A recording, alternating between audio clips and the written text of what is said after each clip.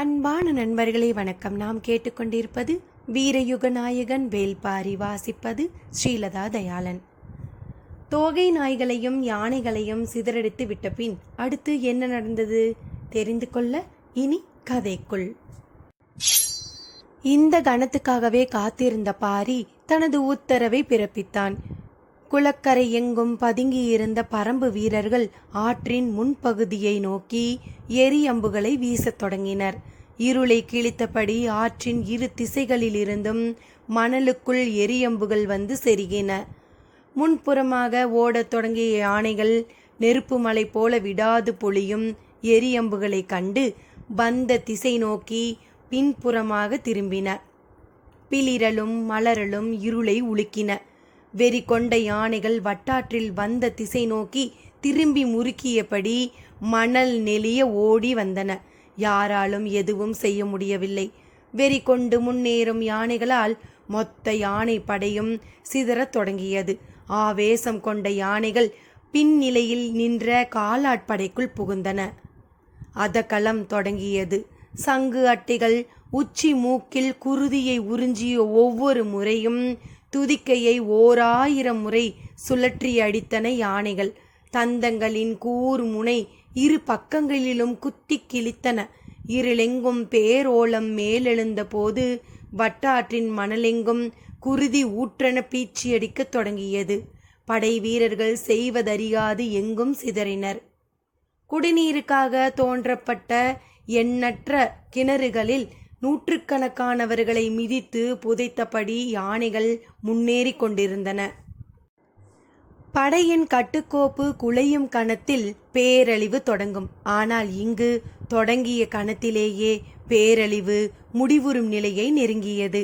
யானை படை தளபதி அரிஞ்சயன் ஆற்று மணலுக்குள் ஆழ புதைந்து கொண்டிருந்தான்.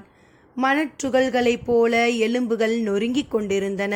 இடைவெளியின்றி மிதித்து நகர்ந்தன எண்ணிலா அடங்காத யானைகள். தலைமை தளபதி உரையன் எது செய்தாவது காலாட்படையின் ஒரு பகுதி வீரர்களையாவது காக்க முடியுமா என சிந்திக்கும் போது எல்லாம் கைமீறி போயிருந்தன. படை வீரர்களோ யானைகளோ ஆற்றின் கரைகளில் எங்கெல்லாம் மேலேறுகிறார்களோ அங்கெல்லாம் எரியம்புகள் பாய்ந்து கீழிறங்கின. நெருப்பின் பொறிப்பட்ட கணத்தில் கரையோர செடி கொடிகள் பற்றி எரிந்தன. மேலேறிய யானைகள் வெக்கை தாக்கிய வேகத்தில் பிளிரியபடி சிக்கியவர்களையெல்லாம் அடித்து நசுக்கிக் கொண்டு மீண்டும் ஆற்றுக்குள் ஓடின. பற்றிய நெருப்பு காட்டுக்குள் பரவாமல் தகுந்த முன்னெச்சரிக்கையோடு பரம்பு வீரர்கள் செயல்பட்டு கொண்டிருந்தனர். அவர்கள் ஒற்றை அம்பை கூட சோழப்படையின் வீரர்களை நோக்கி எய்யவில்லை. பிளிரியபடி மேலேறும் யானை படையை ஆற்றை நோக்கி கீழிறக்கும் வேலையை மட்டுமே அவர்கள் செய்தனர். எந்த ஆற்றை பாலி நகருக்கான வழியாக செங்கன சோழன் தீர்மானித்து முன் நகர்ந்தானோ அதே ஆற்றை மரணத்தின் பெரும் பாதையாக மாற்றினான் வேள்பாரி. எதிரிகள் நிலை கொண்டிருந்த 4 காத தொலைவுக்கும் மலைக்கு மேல் தகுந்த இடைவெளியில் பரம்பு வீரர்கள் நிலை கொண்டிருந்ததால் எல்லாவற்றையும் துல்லியமாக செயல்படுத்தினர். இருளை நகர்த்தி செல்வதைப் போல வெறி கொண்ட யானை கூட்டத்தை கரையோடு கரையாக நகர்த்தி கொண்டிருந்தனர். வட்டாரெங்கும் பல்லாயிரக்கணக்கான வீரர்களை நசுக்கியபடி யானைகள் ஓடிக்கொண்டிருந்த அந்த நடுவிரவின் பின்பகுதியில் அழிவின் உச்சக்கட்டம் தொடங்கியது. முதல் நிலை படையினர் தாக்குதலுக்கு ஆளாகிவிட்டனர் என்ற செய்தி ஒரு நாள் இடைவெளியில் வந்து கொண்டிருந்த 2ஆம் நிலை படையின் தளபதிக்கு எட்டியது. நெடுங்காடர்களின் தளபதி துணங்கன் துடித்தெழுந்தான். யானை படையின் தளபதி கச்சனும் காலாட்படையின் தளபதி ஆலிமார்பனும் வெகுண்டனர். தாக்கப்பட்டவர்களுக்கு உதவ உடனடியாக புறப்பட்டனர். இரவோடு இரவாக யானைகளை எவ்வளவு வேகமாக விரட்ட முடியுமோ அவ்வளவு வேகமாக விரட்டி சென்றனர். அவர்களை தொடர்ந்து காலாட்படையினரும் விரைந்து வந்தனர். போர் என்பது கட்டுக்கோப்பான தாக்குதல். அதன் வெற்றி தாக்குதல் திறனில் மட்டுமன்று, அதன் ஒழுங்கமைப்பின் வடிவிலும் இருக்கிறது. வேந்தனின் படைகள் இந்த கருத்திற்கு நன்கு பழக்கப்படுத்தப்பட்டவை. ஆனால் அடற்காட்டுக்குள் முன்னிலை படை தாக்கப்பட்ட செய்தி தெரிந்த பிறகு விரைந்து சென்று சேர்வதுதான் முதல் வேலை. அதில் எவ்வளவு வேகத்தில் விரைய வேண்டுமோ அவ்வளவு வேகத்தில் விரைவதே முக்கியம் என உணர்ந்து ஆழிமார்பனும் கச்சனும் விரைந்து கொண்டிருந்தனர். துணங்கனோ நெடுங்காடர்களை திரட்டி யானைகளை முந்திக்கொண்டு ஓடிக்கொண்டிருந்தான். பின்னிரவு சரிந்து கீழ்வானில் மெல்லிய ஒளிக்கீற்று மேலெழத் தொடங்கிய போது வட்டாறு இதுவரை சந்தித்திராத பேரழிவை சந்திக்க ஆயத்தமானது. 2ஆம் நிலையில் இருந்த யானை படை கச்சனின் தலைமையில் விரைந்து முன்னேறி கொண்டிருந்த போது யாரும் எதிர்பார்க்காத வகையில் எதிர் திசையிலிருந்து பிளிரிக் கொண்டு வந்தது முதல் நிலை யானைப்படை. எந்த யானையின் மீதும் பாகன்கள் யாரும் இல்லை. வந்து கொண்டிருப்பது நமது படைதானா என்பதனை கூட இருளுக்குள் தெளிவாக பார்க்க முடியவில்லை. தந்தத்தின் உள்மூக்குக்குள் துருவிக் கொண்டிருக்கும் குடைச்சல் தாங்க முடியாமல் துதிக்கையை சுருட்டி திருகி முறுக்கி வீசியபடி பிளிரி கொண்டு வந்தன யானைகள். எதிர்நிலையில் சந்தித்தது கச்சனின் யானைப்படை. ஒரு யானையின் குருதி பல 100 வீரர்களின் குருதிக்கு சமம். தந்தங்களை கொண்டு 14 விதங்களில் தாக்குவதற்கு பயின்ற யானைகள் இருள் முடியும் கணத்தில் ஒன்றுடன் ஒன்று நேர்கொண்டு மோதின. இதுவரை யாரும் கேள்விப்பட்டிராத பேரழிவு நிகழத் தொடங்கியது. உச்சி மண்டைக்குள் குருதியை உறிஞ்சி குடிக்கும் சங்கு அட்டைகளால் ஏற்படும் வேதனை தாங்காமல் துதிக்கையை கொண்டு தமது தலையில் கும்மங்களையே நொறுக்குவது போல அடிக்கும் யானைகள் எதிரில் சிக்கும் யானைகளை விட்டுவிடவா செய்யும்? சுழற்றியடித்து தந்தத்தால் குத்தி தூக்கின.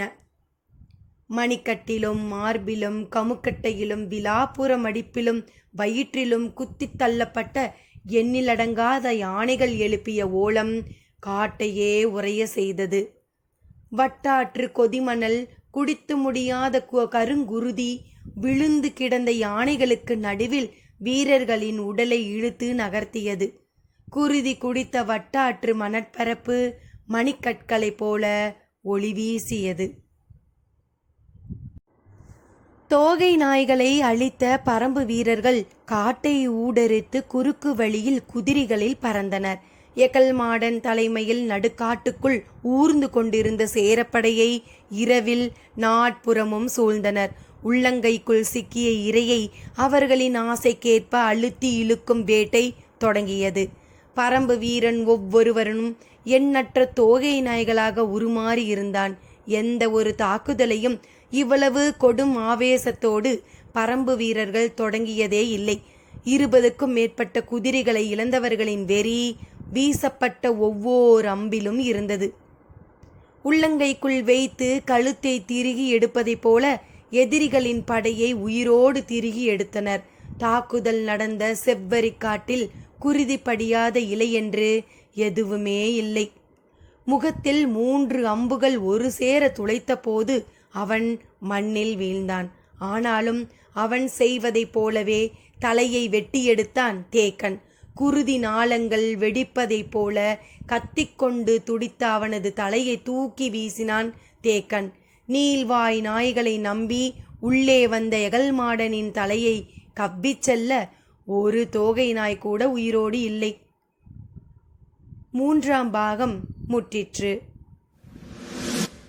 அத்தியாயம் 78. பரம்பு வீரர்கள் வடக்கு தெற்கு போர்க்களங்களிலிருந்து ஊர் திரும்பினர். பாரி எவ்வியூரை அடைந்த போது தேக்கனும் உதிரனும் வந்து சேர்ந்திருந்தனர். இவ்வளவு பெரும் தாக்குதலை இதுவரை பரம்பு நடத்தியதே இல்லை.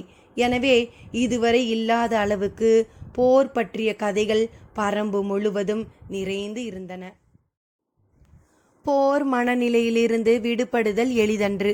வெறி பிடித்த வேட்டை விலங்குக்கு ஒப்ப எண்ணிலடங்கா நாள்கள் செயல்பட்டுவிட்டு அதனிலிருந்து இயல்பு வாழ்வுக்கு மாறுதல் மனப்பிறழ்விலிருந்து மீள்வதை போன்றது. இந்த கொடும் துன்பத்திலிருந்து விரைவில் வெளிவர வேண்டும் என்பதால்தான் போர் முடிந்தவுடன் கொற்றவைக்கு குருதியாட்டு விழா எடுப்பர். வார கணக்கில் நடைபெறும் இந்த பெருவிழாவில் அத்தனை வகை கல்லும் ஆற்றுப்பெருக்கென ஓடும். குடித்து கழித்து ஆடிப்பாடி பேருணவு உண்டு முடிப்பர். இந்த பெருவிழா வீரர்கள் அனைவரையும் குணமாற்றமடைய செய்யும். இழப்பின் வழியிலிருந்து மகிழ்வின் கொண்டாட்டத்திற்கு ஒவ்வொருவரையும் தள்ளும். கண்ணுக்குள் ஊறி கிடந்த கொலைவெறி வற்றி இறங்கும். வாழ்வு மீண்டும் வீசி செல்லும் இளம் காற்றுக்கு தலையசைக்கின்ற சிறு புள்ளின் குணமாக ஆகும். ஆனால் இம்முறை குருதியாட்டு விழாவை நடத்த முடியவில்லை. பாண்டியனின் படை கீழ்த்திசையில் நிலை கொண்டுள்ளது. அவனுடனான போர் இன்னும் தொடங்கவே இல்லை.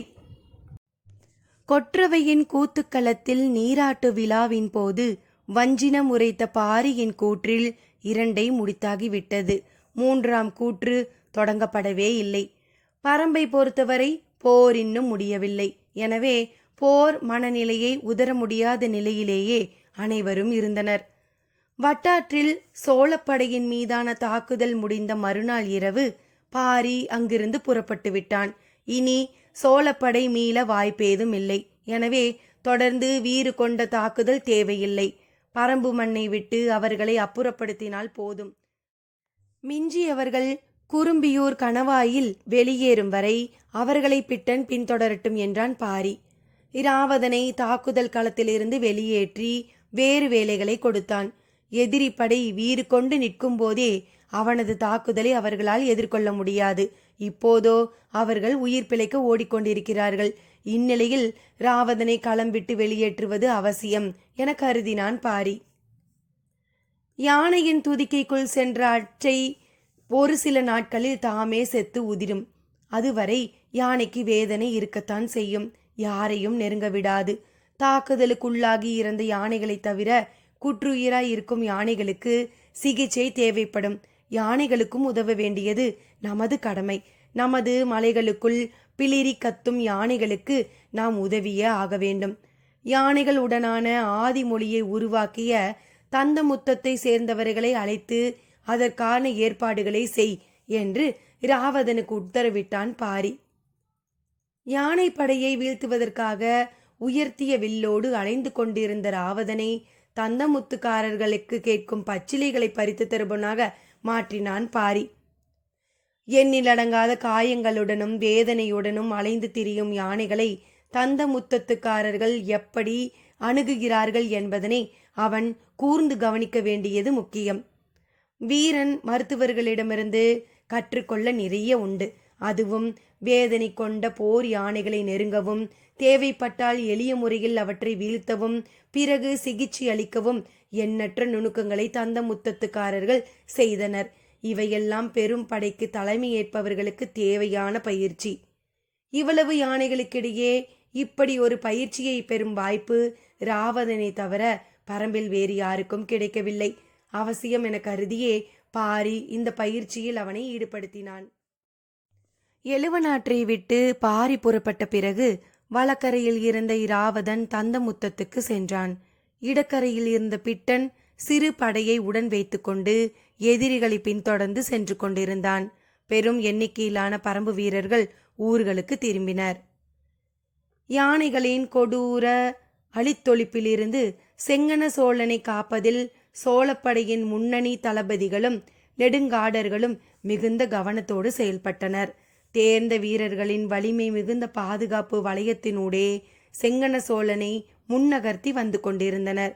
தாக்குதல் நடந்த முதல் நாள் இரவு வேந்தனை காக்க முடியாத நிலை வந்துவிடுமோ என கவலைப்பட்டனர்.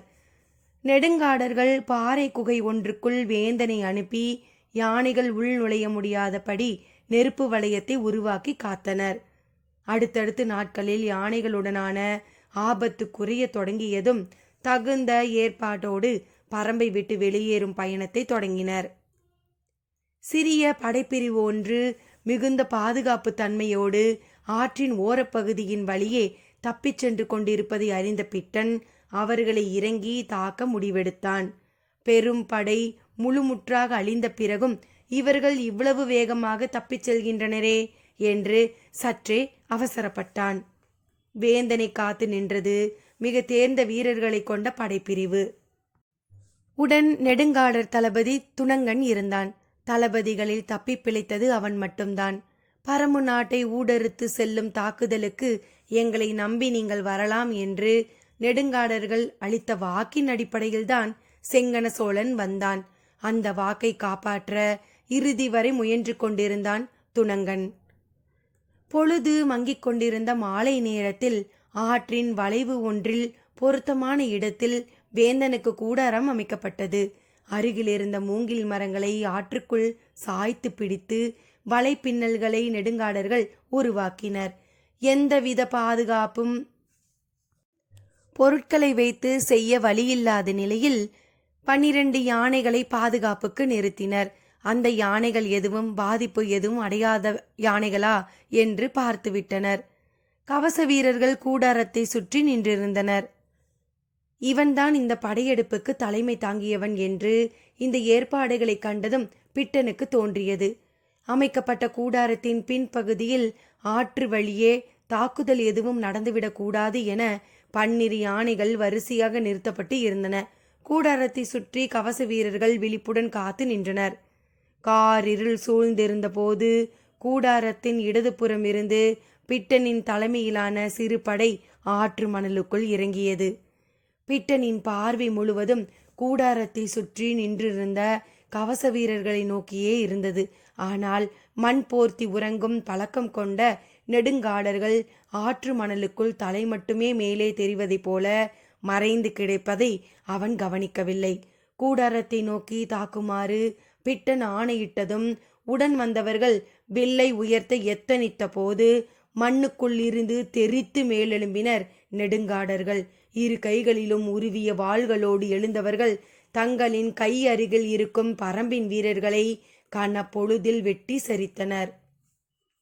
1000 வீரர்களை கொண்ட படையை உருத்தெரியாமல் அழித்த எதிரிகள் கைக்கு அருகில் சிக்கியுள்ளனர் என்ற வெறியோடு நெடுங்காடர்கள் வெட்டிய போது வில்லிலிருந்து விடுபட்ட அம்புகள் கவச வீரர்களை துளைக்கவும் செய்தன. ஓசை கேட்டு கூடாரத்திற்குள் இருந்த செங்கன சோழன் சட்டென திரை விலக்கி வெளியே வந்தான். மேலே தெரித்த மணற்துகள்களுக்கு நடுவே அவனது உருவத்தை துல்லியமாக கண்டான் பிட்டன். கையில் இருந்த ஈட்டியை அவனை நோக்கி எரியும் போது நெடுங்காடர்களின் எண்ணிலடங்கா வாள்கள் பிட்டனை நோக்கி இறங்கிக் கொண்டிருந்தது. வலது கால் தொடையில் ஈட்டி இறங்கிய கணம் பேரலரோடு செங்கன சோழன் மண்ணில் சரிந்தான். அதே வேளையில் பிட்டன் எண்ணற்ற துண்டுகளாக மணலெங்கும் சிதறி கிடந்தான். குலசேகர பாண்டியனின் வயதும் அனுபவமும் யாராலும் கணிக்க முடியாத முடிவுகளை எப்போதும் எடுப்பவராக அவரை மாற்றியிருந்தன. முதல் நிலை படை வெங்கல் நாட்டிற்கு வந்ததும் போருக்கான ஆயத்த வேலைப்பாடு தொடங்கிவிடும் என அனைவரும் எதிர்பார்த்தனர். ஆனால் அப்படி எதுவும் நடக்கவில்லை. மிக விரிந்த அளவில் பாடி வீடுகளை ஏற்படுத்தி படைகளை பகுதி பகுதியாக கொண்டு வந்து இறக்கும் உத்தரவை மட்டும் கருங்கைவாணனுக்கு வழங்கியிருந்தார். பாண்டிய நாட்டின் வெவ்வேறு திசைகளிலிருந்து படைகள் வெங்கல் நாடு நோக்கி நகர்ந்தன. ஆனால் படை முழுவதையும் அங்கு வந்து குவிந்து விடவில்லை. குறிப்பிட்ட இடைவெளிகளில் படைகளை ஆங்காங்கு தங்க வைத்து பேரரசின் உத்தரவுக்கு ஏற்ப வெங்கல் நாட்டை நோக்கி நகர்த்தினார். இளவரசர் போதிய வெட்பனும் தளபதி கருங்கைவாணனும் பாடி வீட்டிலேயே முகாமிட்டிருந்தனர். ஆனாலும் பேரரசரின் எண்ண ஓட்டங்களையோ போர் யுத்திகளையோ அவர்களால் யூகிக்க முடியவில்லை. மயூர் கிளார் மிக மும்முரமாக இருந்தார். எண்ணிலடங்காத படைப்பிரிவுகள் நாள்தோறும் வந்த வண்ணம் இருந்தன. அவரது நிலப்பரப்பு எங்கும் குதிரைகளும் யானைகளும் குறுக்கும் நெடுக்குமாக போய் வந்தபடி இருந்தன. எல்லா ஏற்பாடுகளிலும் அவரது ஆலோசனை அடிப்படையாக இருந்தது. பேரரசின் அதிகாரமிக்க பிரதிநிதியாக எல்லோராலும் அவர் பார்க்கப்பட்டார். பாண்டிய நாட்டின் எண்ணற்ற படைப்பிரிவின் தளபதிகளும் சிற்றரசர்களும் வந்து சேர்ந்து கொண்டே இருந்தனர். ஆனால் பேரரசர் மட்டும் இன்னும் வெங்கல் நாட்டிற்கு வந்து சேரவில்லை. அவர் மதுரையிலும் இல்லை, இரண்டுக்கும் இடைப்பட்ட இடத்தில் தும்பாற்று அரண்மனையில் இருந்தார். சேரனின் தாக்குதலை பற்றியும் சோழனின் படையெடுப்பை பற்றியும் ஒற்றர்கள் மூலம் செய்திகளை நாள் தவறாமல் சேகரித்தபடி இருந்தார். அந்த தாக்குதலில் ஏற்படும் விளைவுகளை பொறுத்தே தன்னுடைய உத்திகளை வகுப்பது என முடிவெடுத்திருந்தார். முதலில் சேரனின் தோல்வி பற்றிய செய்தி வந்து சேர்ந்தது. நீண்ட நாட்களுக்கு பிறகு சோழப்படையின் அழித்தொழிப்பு பற்றிய செய்தி அவரை எட்டியது. எல்லாவற்றையும் பொறுமையோடு சிந்தித்து கொண்டிருந்தார். தனக்கான உத்திகளை தனித்துவத்தோடு வகுத்து கொண்டிருந்தார். போர் என்பது உத்தியால் மட்டும் தீர்மானிக்கப்படுவது அன்று. கடைசி கணம் வரை அந்த உத்தியை செயல்படுத்தும் புறச்சூழல் நம்முடைய ஆதிக்கத்தில் இருக்க வேண்டும்.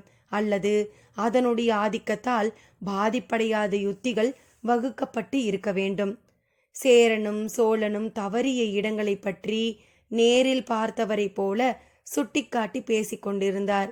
இரு நாட்டு தாக்குதலும் தோல்வியடைந்த பிறகு வெங்கல் நாடு நோக்கி முன் நகர்ந்தார் குலசேகர பாண்டியன். காற்றடி காலம் உச்சம் கொண்டிருந்தது. குளம் குட்டைகளில் நீரின் இருப்பு மேலும் குறைந்தது. ஆனாலும் மேற்கு மலையில் மேகங்கள் கூடும் காலம் நெருங்கிவிட்டது. அதை கணித்தே அவரின் நகர்வு இருந்தது. பாண்டிய பெருவேந்தன் வெங்கல் நாடு நோக்கி வரும் செய்தி எட்டியவுடன் படை எங்கும் உற்சாகம் கொண்டாட்டம் தொடங்கியது. 10 ஆண்டுகளுக்கு பிறகு குலசேகர பாண்டியன் நேரடியாக போர்க்களம் ஒன்றுக்கு இப்போதுதான் வருகிறார். முடியனும் காலம்பனும் கீழ்த்திசை போர்க்களத்திற்கு வந்து மாத கணக்காகிறது. பாண்டிய படை பாடி வீடு அமைத்து எங்கெல்லாம் தங்குகிறார்கள், என்னவெல்லாம் செய்கிறார்கள் என்பதனை கவனித்தபடி இருந்தனர். வேட்டூர் பழையன் மலையடிவாரம் எங்கும் தன் வீரர்களை நிறுத்தி எதிரிகளின் ஒவ்வொரு அசைவையும் கண்காணித்தபடி இருந்தான். மாத கணக்கில் பாண்டியர் படை வந்து குவிந்து கொண்டே இருந்தது. கண்களுக்கு எட்டும் தொலைவு வரை ஈட்டி ஏந்திய வீரர்கள் தென்பட்டனர். நீலனால் அமைதி கொள்ள முடியவில்லை. இறங்கி தாக்க வேண்டும் என்ற அவனது எண்ணத்தை மற்றவர்கள் ஏற்கவில்லை. பரம்பினுள் நுழையாத யாரின் மீதும் தாக்குதல் தொடுக்க நமக்கு உரிமை இல்லை என்பதை அவனால் ஏற்க முடியவில்லை. மற்ற இரு திசைகளிலும் ஈட்டிய வெற்றி செய்தி இங்கு வந்து சேர்ந்ததும் நீலனின் வேகம் இன்னும் கூடியது. அவனை கட்டுப்படுத்துதல் வேட்டூர் பழையனால் முடியாதது. எனவே நீலனை முடியனோடு இருக்க செய்தான் பழையன். முடியனின் சொல்லை பரம்பு வீரன் யாரும் மீற முடியாது. வேறு வழியில்லாமல் தன்னை கட்டுப்படுத்தி கொண்டான் நீலன். காலம்பனின் மனநிலையும் ஏறக்குறைய அதே போல்தான் இருந்தது. கீழ்த்திசை ஊர்களில் வீரர்கள் மலையெங்கும் நிறுத்தப்பட்டிருந்தனர். காற்றடி காலம் தொடங்கும் முன்பே தேக்கனும் உதிரனும் வந்து இறங்கினர். கூழையன் மட்டும் தென் திசையில் சேர நாட்டு எல்லையில் இன்னும் இருந்தான். தேக்கன் வந்த பிறகு உத்திகள் மாற்றப்படும் என்று அவர்களுக்கு தெரியும். இரு பெரும் வெற்றி செய்திகளோடு எவ்வியூரிலிருந்து வந்த வீரர்களின் கூட்டம் தேக்கனின் தலைமையில் கீழ்த்திசைக்கு வந்து இறங்கியது. அடுத்த சில நாட்களில் பாரி வரவுள்ளான் என்ற செய்தியையும் தேக்கன் சொன்னான். எல்லோரும் அளவற்ற மகிழ்ச்சி அடைந்த போது நீலன் மட்டும் சற்றே வருத்தம் கொண்டான். தனது பொறுப்பில் இருக்கும் காவல் திசை ஒன்றுக்கு பாரி வரும்போது அவனுக்கு வெற்றியை தந்து வரவேற்கும் வாய்ப்பற்று போனதே என்ற கவலை அவனது முகத்தில் இருந்தது. ஆனாலும் பரம்பின் ஆசான் தேக்கனும் உற்ற தோழன் உதிரனும் எண்ணிலடங்காத எவ்வியூர் வீரர்களும் வந்து இறங்கிய மகிழ்வு அவனை விரைவில் ஆற்றுப்படுத்தியது. எழுவனாற்றிலும் செவ்வரி காட்டிலும் கொட்டி தீர்த்த எதிரிகளின் குருதி ஏந்தி இரு திசை படையின் பொறுப்பாளர்களும் வேட்டுவன் பாறைக்கு வந்து சேர்ந்தனர். பரம்பின் மாவீரர்கள் எல்லோரும் ஒன்றாய் குவிந்திருக்க நான் முளவை குறுந்தடி கொண்டு எழுப்பும் ஓசை காரமலையின் உச்சியிலிருந்து எதிரொலித்தது. பாரியின் வருகையை கீழ்த்திசை முழுவதும் அறிவிக்கும் ஓசை அது. வழக்கமான நாள்களில் இது போன்ற ஏற்பாடுகள் இல்லை. போர்க்காலத்தில் எல்லாம் ஒழுங்கமைக்கப்பட்டு இருந்தது. தான் இருந்த இடத்திலிருந்து பரம்பு முழுவதும் குறிப்பறிந்து வழி நடத்தி கொண்டிருந்தான் வாரிக்கையன். கபிலரோடு நடந்து வந்த பாரி காரமலையின் முகட்டின் மீது கால் வைத்ததும் நான் முளவின் ஓசை கேட்டது. எல்லோரும் ஓசை கேட்ட திசை நோக்கி வியப்புற்று திரும்பினர். பாரியோ கபிலரை பார்த்து, இது வழுக்கு பாறை, கவனமாக கால் எடுத்து வையுங்கள் என்றான். பலமுறை இந்த வழியில் காரமலையை கடந்து இரு பக்கங்களும் போய் வந்துள்ளேன். அப்படியெல்லாம் போதெல்லாம் முளவின் ஓசை கேட்டதில்லையே என்றார் கபிலர். இவையெல்லாம் வாரிக்கையனின் ஏற்பாடு. செய்தி தொடர்புகளின் வலைப்பின்னல்களை இருந்த இடத்திலிருந்தே உருவாக்கும் நுட்பம் அவர் அளவில் பரம்பில் வேறு யாருக்கும் இல்லை என்றான் பாரி. கபிலர் வியந்து கேட்டுக்கொண்டிருந்தார். நான் வருவதை முன்னோக்கி அறிவிக்கும் ஓசை என்று மட்டும் நினைத்து விடாதீர்கள். பின்னோக்கி அவருக்கு சென்று சேர வேண்டிய செய்தி ஒன்று வேறு ஒலிக்குறிப்பில் போய்கொண்டிருக்கும் என்றார். எவ்வளவு ஆற்றல் கொண்ட மாமனிதராக அவர் இருக்கிறார் என்று கபிலர் வியந்து கூறியபடி பாரியின் தோள் பற்றி நடந்து கொண்டிருந்தார். பாரி சொன்னான், பறவைகளை கூடுகளில் பார்த்து மகிழ்வது ஓர் அனுபவம். வானமெங்கும் பறந்து திரிவதை பார்த்தறிவது இன்னொரு வகை அனுபவம். அதுவே வேட்டைக்காக சிலிர்த்தபடி ஈட்டி போல இறங்கி தாக்குவதை பார்த்தால் முற்றிலும் வேறு வகை அனுபவமாயிற்றே. இது வேட்டை காலம் அல்லவா? தங்களின் ஆற்றல் முழுமையும் பயன்படுத்தும் வாய்ப்பாக ஒவ்வொரு பரம்பு மனிதனும் கருதுவான் என்றான் பாரி. ஆற்றல் அளவிடற்கரியது. அது பயிற்சியோடும் திறமையோடும் மட்டும் தொடர்புடையது அன்று, சூழலுடனும் உணர்வுடனும் தொடர்புடையதாயிற்றே என்றார் கபிலர். ஆம், அதனால்தான் தளர்ந்த வயதில் வாரிக்கையனும் மிக இளம் வயதில் இராவதனும் எண்ணி பார்க்க முடியாத நுட்பத்துடனும் வலிமையுடனும் ஆற்றலை வெளிப்படுத்துகின்றனர் என்றான் பாரி. ஒரு கணம் அதிர்ந்தார் கபிலர். மகா திறமை கொண்ட வாரிக்கையனை பற்றி பேசிக்கொண்டு இருக்கையில் இந்த வரிசையில் இராவதனை ஒப்பிட்டு பாரி சொன்னது வியர்ப்பை தந்தது. சற்றே அமைதி கொண்ட கபிலர் இராவதனை என்று மெல்லத் தொடங்கினார். கபிலர் என்ன கேட்க வருகிறார் என்பதனை புரிந்து கொண்ட பாரி சொன்னான். எழுவ நாற்று போர்க்களத்தில் ஒரு காட்சியை பார்த்தேன். இராவதன் எய்த அம்பொன்று யானையின் கழுத்தில் ஒரு பக்கம் தேய்த்து மறுபக்கம் எட்டி பார்த்தது. அவனது வில்லடியின் ஆற்றல் அளவிட முடியாததாக இருக்கிறது. வியர்ப்பு மீறாமல் கபிலர் சொன்னார். இதே போன்ற வியர்ப்போடு நீலனின் ஆற்றலை பற்றி தேக்கன் சொல்லி கேட்டுள்ளேன். ஆம், இருவரும் இணையற்ற ஆற்றல் கொண்ட வீரர்கள்தாம். ஆனால் வீரர்களை மாவீரர்களாக மாற்றுவது போர்க்களம்தான். சொல்லியபடி நடையை நிறுத்தினான் பாரி. குனிந்தபடி கவனமாக நடந்து வந்த கபிலர் பாரி நின்றதும் தானும் நடையை நிறுத்திவிட்டு நிமிர்ந்து பார்த்தார். மலையடிவார சமவெளி பரப்பில் விரிந்து கிடந்தது பாண்டியர் படை. கண்ணிமைக்காமல் அதை பார்த்து கொண்டிருக்கையில் பாரி சொன்னான். பெரும் புகழை அணைத்து கொள்ளும் மாவீரர்களுக்காக களம் ஆயத்தமாகிக் கொண்டிருக்கிறது. வேந்தனுக்கு இதுவரை யாரும் தந்திராத வரவேற்பை தர வேண்டும் என்று இரவு பகலாக பணியாற்றி கொண்டிருந்தது வெங்கல் நாடு. குலசேகர பாண்டியனின் காலடி வெங்கல் நாட்டு அரண்மனையில் பதிந்தபோது நெடுசான் கிடையாக விழுந்து தொட்டு வணங்கி வரவேற்றார் மயூர் கிழார். பரம்பின் மீதான போர் பற்றிய முடிவெடுக்கப்பட்டு 3 மாதங்களுக்கு மேல் ஆகிவிட்டது. இந்த முடிவு எடுக்கப்பட்டவுடன் தனது அரண்மனையில் புதிய மாளிகை ஒன்றை கட்டத் தொடங்கினார் மயூர் கிழார். இந்த போரில் குலசேகர பாண்டியன் நேரடியாக கலந்து கொள்ள வாய்ப்பிருக்கிறது. அப்படி அவர் வந்தால் தங்குவதற்காக இந்த ஏற்பாட்டை செய்தார். பாண்டிய பெருவேந்தனின் தங்கள் மாளிகை பேரழகோடு வடிவமைக்கப்பட்டு இருந்தது. கொற்றர்களின் தாய் நிலம் என்று வர்ணிக்கப்படும் வெங்கல் நாடு அதிசிறந்த மாளிகையை வடிவமைத்திருந்தது. பேரரசர் உள் நுழைந்ததும் அதன் சுதை வேலைப்பாட்டிலும் வண்ண ஓவியத்திலும் வியர்ந்து நிற்பார் என மயூர் கிழார் எதிர்பார்த்தார். குலசேகர பாண்டியனின் கண்களுக்கு அவை எவையும் தெரியவில்லை. அவர் பார்க்க நினைப்பது மாளிகையை அன்று, வெங்கல் நாட்டின் நிலவியல் அமைப்பை. பரம்பு மலையின் வாகினை தாக்கி முன்னேறவும் தற்காத்து நிற்கவுமான நிலப்பரப்பை. மறுநாள் அதிகாலை கவச வீரர்களின் அணிவகுப்பினூடே நிலப்பரப்பை பார்வையிட புறப்பட்டார் குலசேகர பாண்டியன். வேட்டுவன் பாறைக்கு 3 காத தொலைவிலிருந்து வெங்கல் நாடு தொடங்குகிறது. மயூர் கிழார் முதலில் அங்குதான் வேந்தரை அழைத்து வந்தார். அங்கிருந்து எதிரில் தெரியும் காரமலையை பற்றி சொல்லத் தொடங்கினார். பின்னர் தென்மேற்கு திசை நோக்கி வேந்தரின் தேர் நகர்ந்தது. தேருக்கு முன்னால் கருங்கை வாணனும் பொதிய வெப்பனும் குதிரையில் அணிவகுத்தனர். அவர்களுக்கு முன்னால் காவல் வீரர்கள் சென்றனர். அதேபோல தளபதிகளும் வீரர்களும் புன்புறம் அணிவகுக்க வேந்தரின் தேர் நகர்ந்து கொண்டிருந்தது. தேரின் இடது புறமாக குதிரையில் வந்தபடி மலையையும் அதற்கு மேலே இருக்கும் ஊர்களையும் விளக்கினார் மயூர் கிழார். மழைக்காலம் தொடங்கிவிட்டதால் நிலத்தின் தன்மையை மதிப்பிடுவது சற்று எளிதாக இருந்தது. பதியும் குதிரைகளின் குளம்படிகளையும் தேர் சக்கரத்தின் தடங்களையும் கூர்ந்து பார்த்தபடியே பயணித்தார் வேந்தர். வெள்ளடி குன்றின் அடிவாரத்தை அடைந்தனர். அங்கிருந்துதான் பாண்டியர் படை தங்கியுள்ள கூடாரங்கள் அமைக்கப்பட்டுள்ளன.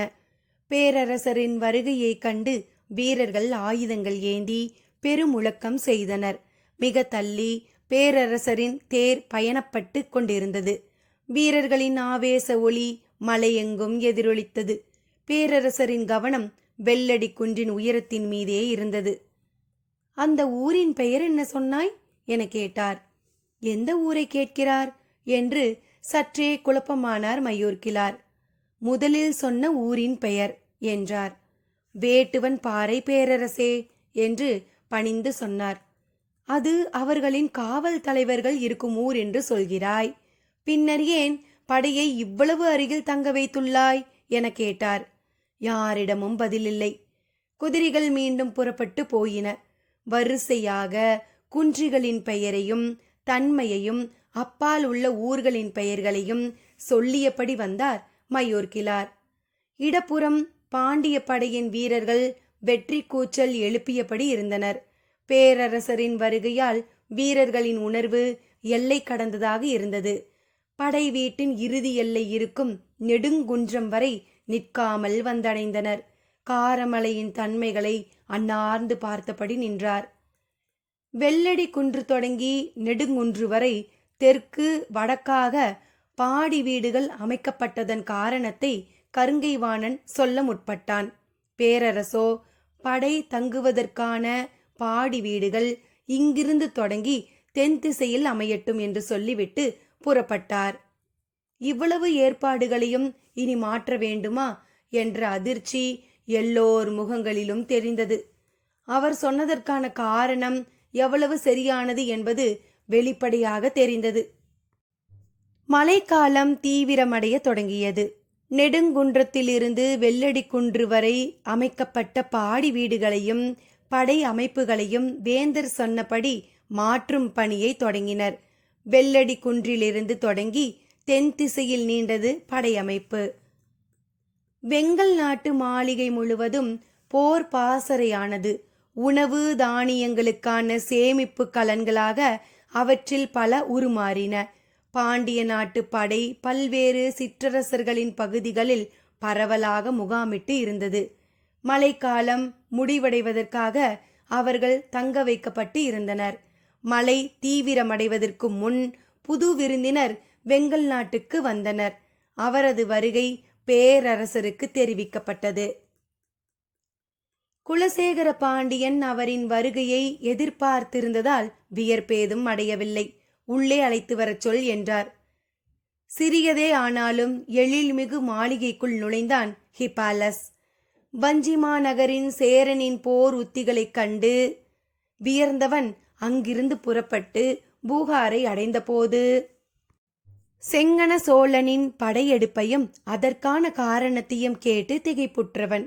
பாரியை வீழ்த்தும் வல்லமை கொண்டவர்களாக ஒவ்வொருவரும் ஒவ்வொரு விதத்தில் காட்சியளிப்பதாக நம்பியவன் இறுதியில் தாக்குதலின் முடிவுகளால் நம்பிக்கையற்றவனாக மாறி நின்றான்.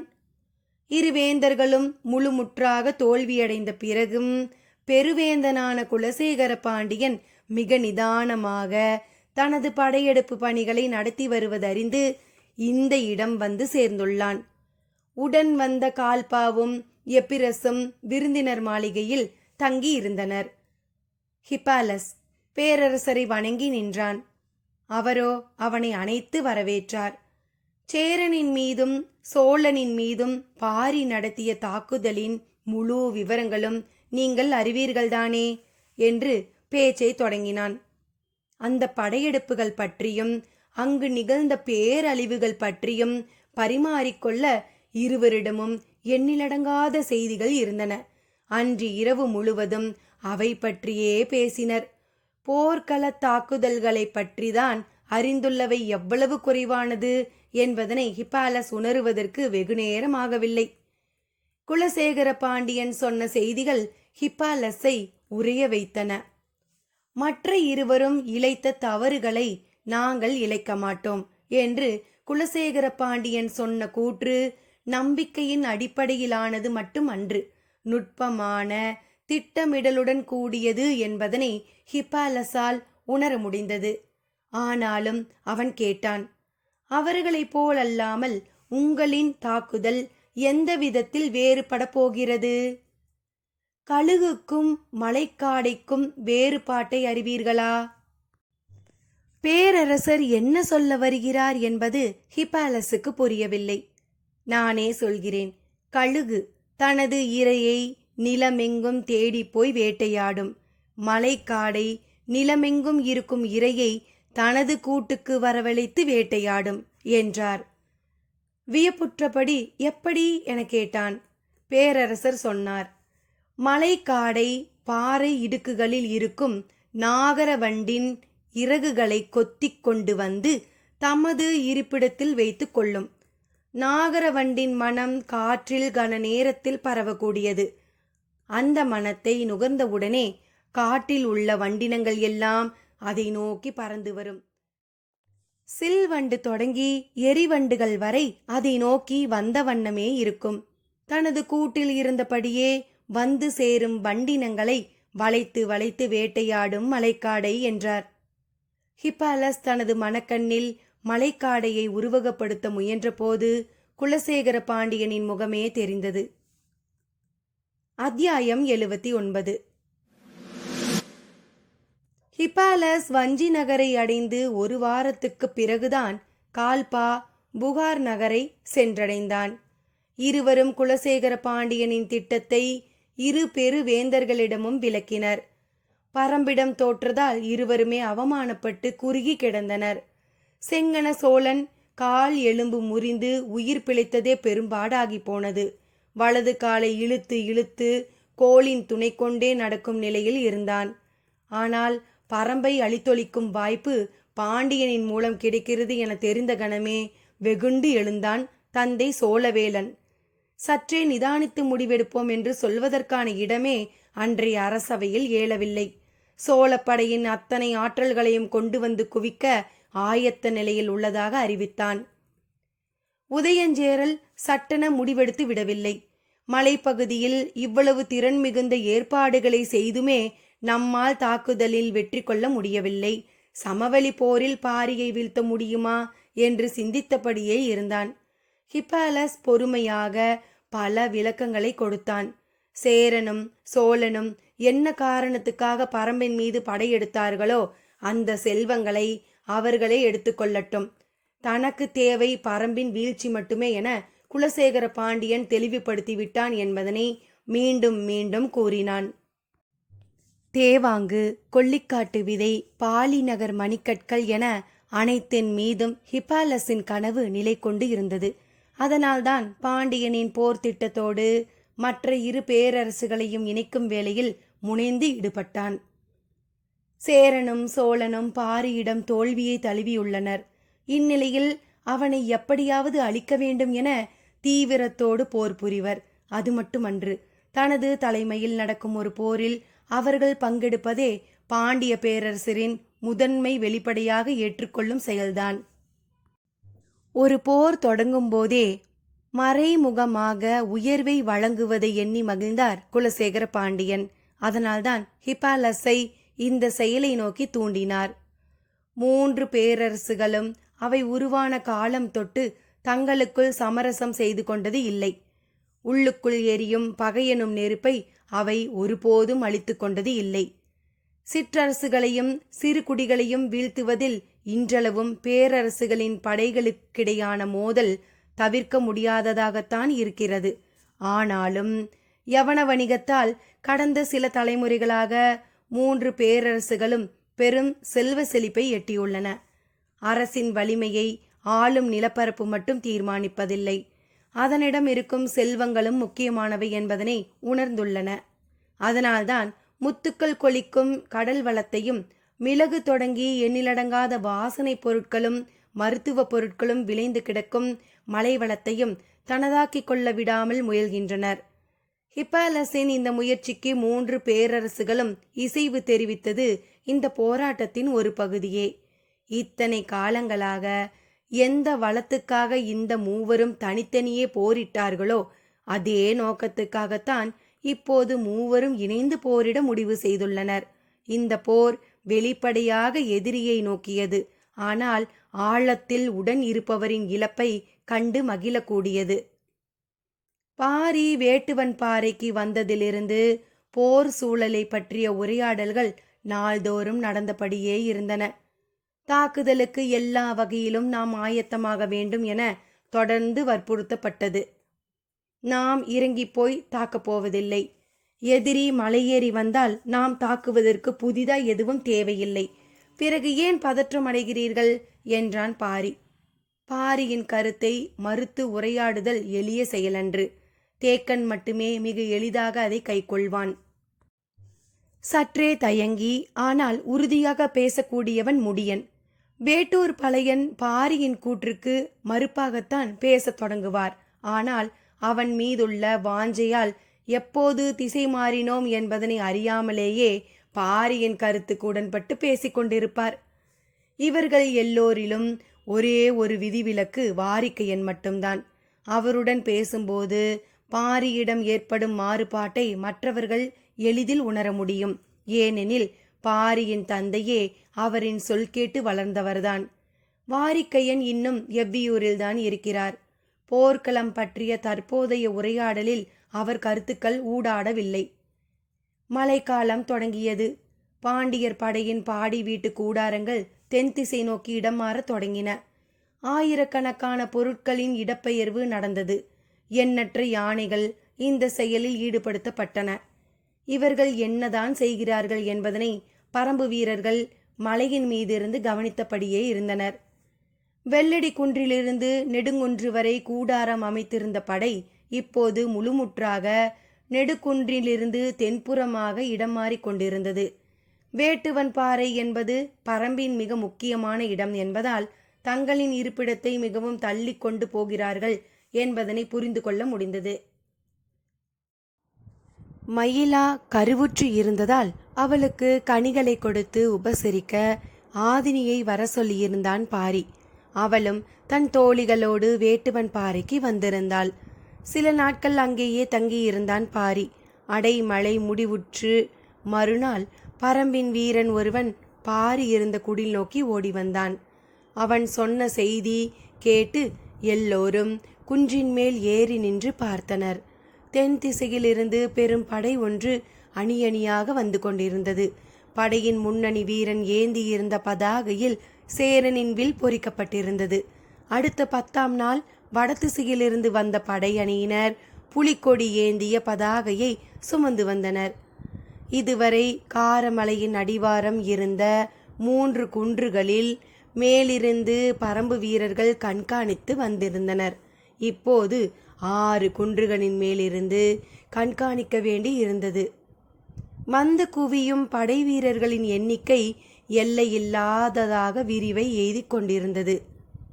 மூவேந்தர்களும் படையை ஒரு முனையில் குவிக்கின்றனர் என்ற செய்தி உறுதிப்பட்ட பிறகு பரம்பின் எல்லா திசைகளிலிருந்தும் வீரர்கள் கீழ்த்திசைக்கு அழைக்கப்பட்டனர்.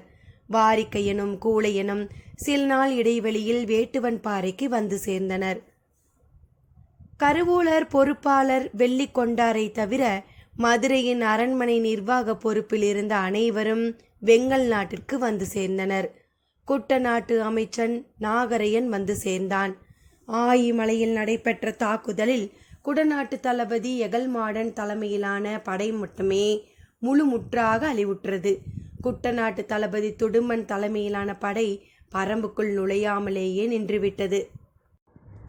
இதன் பின்னணியில் உதயஞ்சேரலின் துரோகமும் அடங்கியுள்ளதாக நினைத்த குடநாட்டு வேந்தன் குடவர்கோ இன்னொரு கூட்டு போரில் பங்கெடுக்க விரும்பவில்லை. எனவே குட்டநாட்டு படை மட்டுமே போர்க்களம் வந்தது. சேர நாட்டின் அமைச்சராக நாகரையனையே விளங்கினான். சோழ நாட்டு அமைச்சன் வளவன்காரியும் வந்து சேர்ந்தான். பாண்டியன் பேரரசின் தலைமை அமைச்சர் முசுகுந்தர் எல்லோரையும் ஒருங்கிணைத்து வழிநடத்தினார். அமைச்சர்களின் சந்திப்பு நடந்த பிறகுதான் வரப்போகும் படைகளின் தன்மையும் எண்ணிக்கையும் முழுமையாக தெரிய வந்தன.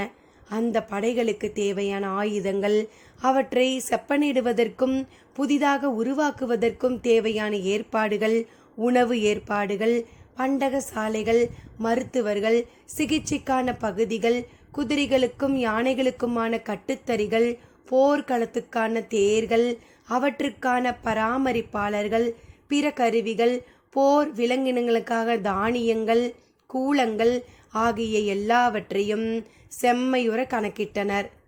பரம்பின் தரப்பில் ஆயுதங்களை தொடங்க வேண்டியதை பற்றிய உரையாடல் ஒரு வழியாக முடிவுக்கு வந்தது. பாரி ஒப்புதல் வழங்கிய பிறகு சிறுபாலி நகரில் ஆயுதங்களை உருவாக்கி கொண்டிருந்த அத்தனை பேரும் கீழ்த்திசைக்கு இடம் மாறினர். மூவேந்தர்களின் போர் பாசறை வேட்டுவன் பாறையிலிருந்து பலகாத தொலைவில் இருப்பதால் தங்களின் இருப்பிடத்தையும் மாற்ற முடிவு செய்தனர். வேந்தர்களின் படைக்கலம் கொட்டில் செம்மையுற வடிவமைப்பதற்கான வேலைகள் தொடங்கின. மதுரையிலிருந்து தலைமை அமைச்சர் முசுகுந்தர் வரும்போதே அவருடன் அரண்மனையின் தலைமை கணியன் அந்துவனும் வந்திருந்தான். மூலப்படை பாசறை அமைக்கப் போகும் நிலப்பகுதிக்கு 3 நாட்டு அமைச்சர்களும் அந்துவனும் மாணாக்கர்கள் சிலரும் புறப்பட்டு போயினர். அவர்கள் சென்று சேரும்போது மயூர் கிளார் வரவேற்க நின்று கொண்டிருந்தார். உடன் பூசகர்களின் குழு ஒன்றும் இருந்தது. முசுகுந்தர் அந்த பெரும் நிலப்பரப்பை குதிரையில் இருந்தபடியே பார்த்தார். காரமலையின் அடிவாரத்தில் சற்றே திமில் முறுக்கி இருக்கும் பெரும் மேடாக அந்த இடம் இருந்தது. மேட்டின் நடுப்பகுதியில் இறங்கி நின்றனர். மழை நீரை எவ்வளவு குடித்தும் நெகிழ்ந்து கொடுக்காத இறுக்கத்தோடு மண் இருந்தது. அவர்கள் வந்து சிறிது நேரத்தில் பாண்டிய பேரரசின் சிறப்புமிக்க முது யானையை அழைத்து வந்தனர். தாளம்பூ நிற தந்தமும் வட்டமாய் அகன்று நடுவில் குளிந்த கும்மங்களும் நீண்டு நெளியும் அழகான வாளும் நான் பூட்டிய வில்லினையொத்த முதுகெலும்பும் உடைய பவளவந்திகை என்னும் பெயர் கொண்ட அந்த யானை பாசறை நிலத்துக்கு வந்து சேர்ந்தது. உடன் மதுரையின் யானை கட்டுத்தறி பொறுப்பாளர் அல்லங்கீரனும் கோட்டை தளபதி சாகலவனையும் வந்து சேர்ந்தனர். வண்ணத்தட்டில் வைக்கப்பட்டிருந்த பூக்களையும் கனிகளையும் கொண்டு அந்த இடத்தில் சிறு வழிபாடு ஒன்றை பூசகர் நடத்தினார். பிறகு அந்துவன் கையசைத்து உத்தரவிட்டான். அதுவரை கீழே நின்றிருந்த பாகன் யானையின் மீதேறி அமர்ந்தான். பவளவந்திகை நடக்கத் தொடங்கியது. பாகன் தன்னுடைய கால்கள் பவளவந்திகையின் காதுகளின் பின்புறத்தை தொட்டு விடாமல் மடக்கி வைத்து கொண்டான். எந்த திசைக்கு போக வேண்டும் என்ற குறிப்பேதும் பாகனின் கால்கள் சொல்லாததால் யானை அதன் விருப்பத்திற்கு நடந்தது. அந்த பெருமேடு முழுவதும் குறுக்கும் நெடுக்குமாக நடந்த பவளவந்திகை மீண்டும் புறப்பட்ட இடத்திற்கு வந்து சேர்ந்தது. இப்போது அந்துவன் தன் மாணாக்கர்களை அழைத்து கொண்டு யானையின் காலடிகளை பார்த்தபடியே உள்ளே போனான். யானையின் காலடி ஆமையின் ஓடு போன்ற வடிவம் கொண்டது. வெளிவட்டம் மட்டுமல்ல, உள்ளேயும் ஆமையின் ஓட்டில் இருப்பதை போன்று விண்மீன்களின் வடிவம் கொண்ட கோடுகள் இருக்கின்றன. யானையின் 4 காலடிகளும் 4 வித ரேகைகளை கொண்டவை. பவளவந்திகையின் காலடிகள் அந்த பெருமேடெங்கும் பதிந்து கிடக்க அவற்றை கூர்ந்து கவனித்தபடி அந்துவன் அவன் மாணாக்கர்களும் நடந்து கொண்டிருந்தனர். காலடியின் அச்சில் அசையாமல் பதிவு கொண்ட விண்மீன்களின் வடிவு எந்த திசை நோக்கி அமைந்திருக்கிறது என்பதனை கணித்தபடி ஒவ்வொரு தடத்தையும் உற்று பார்த்து கொண்டிருந்தனர். மழையின் ஈரம் காயாமல் இருந்ததால் காலடி தடத்தின் உட்கோடுகள் மண் புழுக்களைப் போல எங்கும் நெளிந்து கிடந்தன. மாணாக்கர்கள் தேர்வு செய்த காலடிகள் அந்துவன் போய் பார்த்தபடி இருந்தான். நெடுநேரமானது. ஆனாலும் காலடியின் உள் வடிவங்களை உற்று பார்த்து ஒன்றோடு ஒன்றை ஒப்பிட்டு கொண்டிருந்தான் அந்துவன். இறுதியாக 3 காலடிகளை தேர்வு செய்தான். பெருமேட்டின் உச்சி பகுதியில் அமைந்த காலடி தடத்தில் பாண்டிய பெருவேந்தனுக்கான பாசறையை அமைக்க இடம் குறித்தான். அதிலிருந்து மிக தள்ளி தென்புற காலடி தடத்தில் சேரவேந்தனுக்கான இடத்தையும் வடகிழக்கு பகுதியில் சோழனுக்கான இடத்தையும் அந்துவன் தேர்வு செய்து தந்தான். 3 பேரரசுகளும் தங்கப்போகும், அவர்களை சுற்றி பல்லாயிரம் வீரர்கள் மொய்த்து கிடக்கப் போகும் அந்த இடத்திற்கு மூஞ்சல் என பெயரிட்டார் முசுகுந்தர். மூலப்படை நிலை கொள்ளப் போகும் படைக்கலக்கொட்டில் மூஞ்சிலில் உருவாகத் தொடங்கியது. பேரரசர்களின் பாசறை கூடாரம் மிக பெரியதாகவும் வசதி மிக்கதாகவும் உட்பாதுகாப்பு அரண் கொண்டதாகவும் அமையத் தொடங்கியது. அவர்களை சுற்றி இளவரசர்களும் முக்கியமான சிற்றரசர்களும் தங்குவதற்கான கூடாரங்கள் அமைக்கப்பட்டு கொண்டு இருந்தன. குவிக்கப்படும் படைகளை விட்டு மிக தள்ளி பெருமேடு ஒன்றில் விரிவு கொண்ட கூடாரங்கள் எண்ணற்றன அமைக்கப்படுவதை குன்றின் மேல் நின்று பரம்பு வீரர்கள் பார்த்தபடி இருந்தனர். எதிரி படைகள் குவிக்கப்பட்டிருக்கும் இடத்தை நோக்கி அதற்கு நேரெதிர் திசையில் தங்களுக்கான இடத்தை தேக்கன் தேர்வு செய்தான். காரமலையின் சரிவில் நாக கரடு இருக்கிறது. சில காத தொலைவுக்கு நீண்டு கிடக்கும் கரட்டு மேடு அது. வேட்டுவன் பாறை அளவே உயரம் கொண்டது. பரம்பின் வீரர்கள் நிலை கொள்ள இது ஏற்ற இடம் என்று தேக்கன் முடிவு செய்தான். அவற்றிற்கு சற்று மேலே காரமலையில் 20 பனை உயரத்தில் இருளிமேடு இருக்கிறது. எண்ணற்ற குகை பாறைகளை கொண்ட இடம் இது. ஆயுதங்களை வைக்கவும் மருத்துவ பயன்பாட்டிற்கும் ஏற்ற இடமாகவும் இது இருக்கும் என கருதப்பட்டாலும் அந்த இடத்தை தேர்வு செய்ய சற்றே தயங்கினான் தேக்கன். வாரிக்கையனோ துணிந்து தேர்வு செய்ய சொன்னான். காரணம் அந்த குகைகளின் தன்மை. வேர்கொடியை போல ஒன்றை ஒன்று இணைத்து செல்லும் எண்ணற்ற குகைகளை கொண்ட இடம் அது. மிக நன்கு பழக்கப்பட்டவர்களால் மட்டுமே அதற்குள் போய் வெளிவர முடியும். போரின் போது வீரர்கள் விரைவாக வந்து திரும்பும் தன்மையுடன் அமைவிடம் இருக்க வேண்டும் என்று தேக்கன் தயங்கினான். ஆனால் வாரிக்கையனோ இதுதான் போருக்கு பொருத்தமான அமைவிடம் என்றான். இரளிமேட்டின் இடது புறம் இருந்த சமதளமான பகுதியிலும் மலை சரிவுகள் முழுமையும் குடில்கள் அமைக்கும் பணிகள் தொடங்கின. பரம்பு வீரர்கள் எல்லா திசைகளிலிருந்தும் இரளிமேட்டுக்கு வரத் தொடங்கினர். இவ்விடம்தான் நாம் முகாமிட்டுள்ள இடம் என தெரிந்த கணத்திலிருந்து எதிரிகள் நம்மை கண்காணிப்பார்கள். மயூர் கிளார் ஆள்கள் அவர்களுக்கு நன்கு உதவி செய்யக்கூடும். எனவே பரம்பு வீரர்கள் இரளிமேட்டுக்கும் நாகக்கரட்டுக்கும் வந்து சேர்வதையே எதிரிகளால் கணிக்க முடியாதபடி இருக்க வேண்டும் என்றார் வாரிக்கையன். இரவு அடிக்கடி மழை பெய்வதால் சுளுந்து கம்பை வெட்டி பந்தம் ஏற்றுங்கள் என்றார். சுளுந்து கம்பை கூராக வெட்டி பந்தம் ஏற்றினால் அது அணையாமல் எரிந்து கொண்டே இருக்கும். கீழே போட்டு மண்ணள்ளி கொட்டினால்தான் அணையும். மற்றபடி மழை துளிகளெல்லாம் எளிதில் அணைக்காது. சமதளத்தில் இருந்து பார்த்தால் குகையின் தன்மையை எளிதில் மதிப்பிட முடியாது. ஒவ்வொரு குகைக்குள்ளும் எண்ணிலடங்காத வீரர்கள் தங்கியிருக்க முடியும். குகைகளின் தன்மை நீர்க்கசிவு கொண்ட குகைகள், நன்கு காற்றோட்டம் உள்ள குகைகள், மாட்டு மந்தைகளையே அடைக்கக்கூடிய பரப்பை கொண்ட குகைகள் என அத்தனையையும் வகை பிரித்து வீரர்களுக்கு விளக்கினார் வாரிக்கையன். குகைகளுக்குள் உரிய இடங்களில் விளக்குகளை அமைத்து குறியீடுகளை உருவாக்கினார். பரம்பு வீரர்கள் வந்து குவிந்த வண்ணம் இருந்தனர். சிறுபாலியில் இருந்த தொழிற்கூடங்கள் அத்தனையும் இரளிமேட்டுக்கு இடம்பெயர்ந்தன. பெரும்பான்மையான குகைகள் ஆயுத கூடங்களாகவும் மட்டுமல்லாமல் உலைக்களங்களாகவும் ஒதுக்கப்பட்டன. மிக விரிந்த நிலவமைப்பும் காற்றோட்டமும் கொண்ட குகைகள் உலைக்களங்களால் நிரம்பின. அவை மட்டுமல்லாமல் வெளிப்புறத்திலும் எண்ணற்ற உலைக்களங்களை அமைத்து கொண்டு இருந்தனர். குதிரைகளுக்கான கட்டுத்தெறிகள் இரளிமேட்டின் தென்புற சரிவில் அமைக்கப்பட்டு கொண்டு இருந்தது. குகைகளும் கட்டுத்தெறிகளும் இடையில் உணவு கூடங்களை அமைத்தனர். மருத்துவ கூடங்கள் அமைப்பது பற்றி பேசப்பட்டது. இந்த போரில் மருத்துவர்களின் பணி மிக முக்கியமானதாக இருக்கப் போகிறது. எனவே முரியன் ஆசானை அழைத்து வர வேண்டும் என்றார் பழையன். நோய்களுக்கான மருந்தை தருவதில் வல்லவர்கள் எண்ணற்றோர் உள்ளனர். ஆனால் போரில் ஏற்பட போவது காயங்களும் முறிவுகளும் தான். அவற்றிற்கு மருந்தளிப்பதில் மிக வல்லவர் முரியன் ஆசான்தான்.